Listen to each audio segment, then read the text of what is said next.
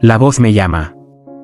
Mi abuela solía decirnos que cuando escucharas que alguien te llamaba por tu nombre mientras estabas solo en la casa, jamás voltearás ya que podrías encontrarte con algo detrás de ti que no te gustaría ver.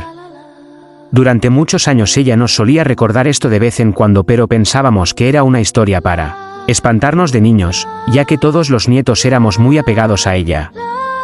Todo transcurrió con normalidad después de varios años, crecimos y todo quedó en la abuela con sus historias.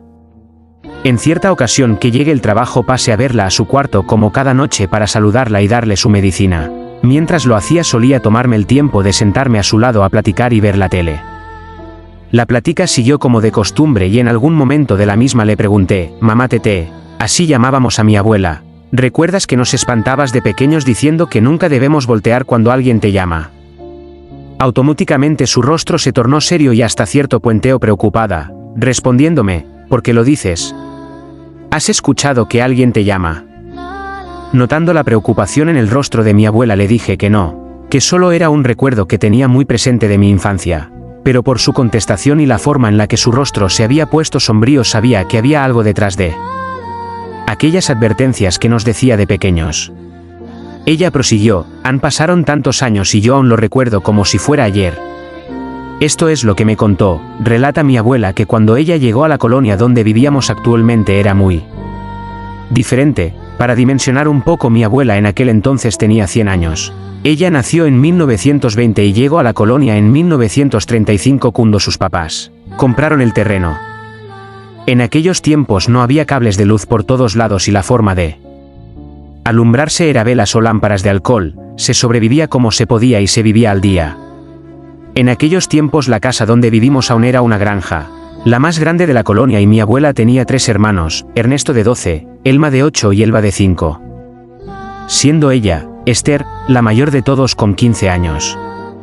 Cierto día los papás de mi abuela tenían que ir a comerciar lejos de la granja, por lo que mi abuela, siendo la mayor, quedó al mando, «Volvemos mañana en la tarde, acuérdate de cuidar a tus hermanos.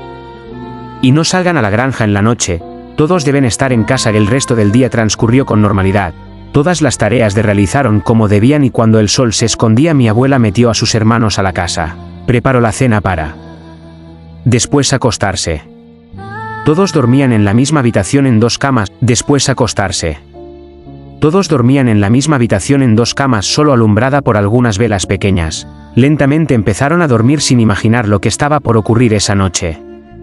Ella no recuerda la hora exacta, lo que recuerda es estar completamente a obscuras ya que las velas se habían consumido. Se levantó de su cama para prender otras velas y mientras lo hacía una voz femenina muy aguda proveniente del pasillo la llamó por su nombre, «Esther, ven», y mi abuela asustada se quedó en silencio mientras en su mente pensaba, «Mamá y papá regresaron ya». Pero sabía que era imposible, se aferraba a la mínima esperanza de darle una explicación para aquella voz que la llamaba desde el comedor. Esther se volvió a escuchar por el pasillo casi hasta el final del mismo.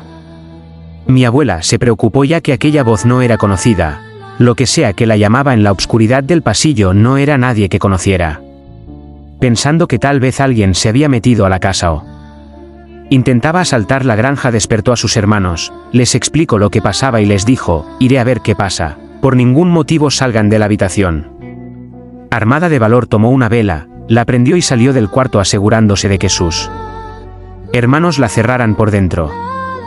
El pasillo apenas iluminado por la tenue luz que desprendía la vela estaba vacío. Tomando coraje gritó, «¿Quién está ahí?». No hubo respuesta, el silencio era abrumador y la obscuridad dentro de la casa no ayudaba mucho. Lentamente empezó a recorrer la casa buscando de dónde provenía aquella voz que la había llamado por su nombre, pero en ningún lado había rastros de algún intruso o que alguien hubiera entrado por la fuerza a la casa. Un alivio recorrió su cuerpo, tal vez todo fue un producto de su imaginación. Dio vuelta y regresó en dirección al cuarto tomando el mismo pasillo oscuro que conectaba toda la casa. Un par de metros antes de llegar a la puerta se volvió a escuchar aquella voz justo detrás de ella, «Esther, ven». El miedo recorrió el cuerpo de mi abuela, quien salió corriendo al cuarto tirando la vela que tenía en la mano.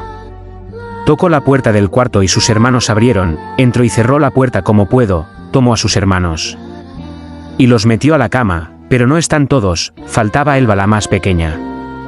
«¿Dónde está Elba?», Preguntó mi abuela preocupada y aún espantada, a lo que Ernesto respondió: tú la llamaste. Salió del cuarto a buscarte. Un escalofrío recorrió todo el cuerpo de mi abuela. Ella jamás le habló. Salieron a buscarla por la casa pero no apareció. Ella decidió encerrar cuerpo de mi abuela. Ella jamás le habló. Salieron a buscarla por la casa pero no apareció. Ella decidió encerrarse en el cuarto y esperar al amanecer. Al primer rayo de luz empezaron a buscar por todos lados, la granja, la casa y las granjas vecinas, pero no aparecía. Los papás de mi abuela regresaron y se sumaron a la búsqueda. No había rastros de Elba hasta que alguien decidió buscar en el pozo de la casa. Allí al fondo se podía ver un pequeño cuerpo flotando boca abajo en el agua.